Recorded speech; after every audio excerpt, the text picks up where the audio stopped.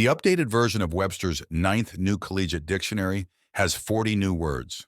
That's no mean task, compiling the etymologies, definitions, pronunciations, and perhaps even usage examples for 40 new words.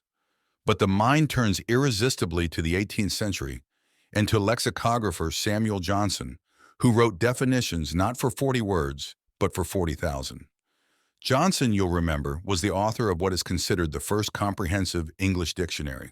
Not that there weren't any dictionaries before Dr. Johnson, but his work was the standard English dictionary until the 20th century's exhaustive Oxford English Dictionary, OED. Samuel Johnson undertook his monumental work not long after the French National Dictionary was published, a task that took 40 French academicians 40 years to complete. Dr. Johnson did the same thing for the more voluminous English language in 9 years, and he did it virtually alone, with only 6 clerks to help sort and compile. Johnson's concern for correct pronunciation and usage prompted him to undertake the dictionary project. Since the early 1600s, there had been heavy criticism of the so-called corruption of the language. Writers and scholars were certain that English was being so badly debased that the days of its proper use were numbered. In 1746, Johnson, in his mid-30s but already celebrated as a poet and critic, agreed to write the dictionary. He and his 6 clerks worked in an attic, stationing themselves at a long table that ran the room's length.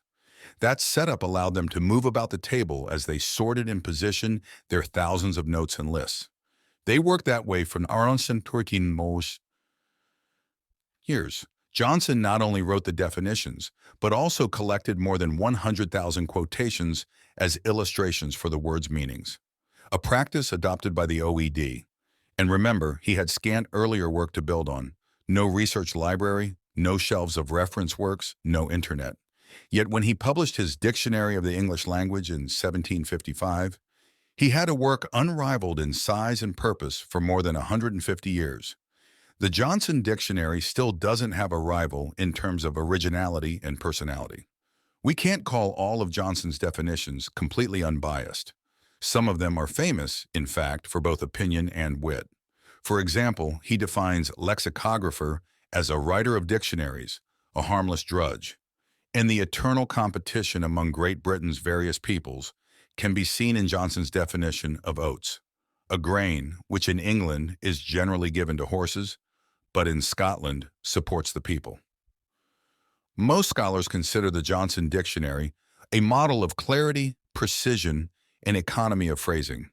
And the achievement was even more impressive considering its author's unpromising beginnings. Samuel Johnson was born in 1709 to an impoverished bookseller and emerged from his sickly infancy and childhood hard of hearing and blind in one eye. But his thirst for learning and the books in his father's shop gave him early and formidable knowledge. He embarked in his mid-20s on a writing career of such impressive output that he became known as a Titan scholar and wordsmith. He also earned an honorary university degree and is identified even today as Dr. Johnson.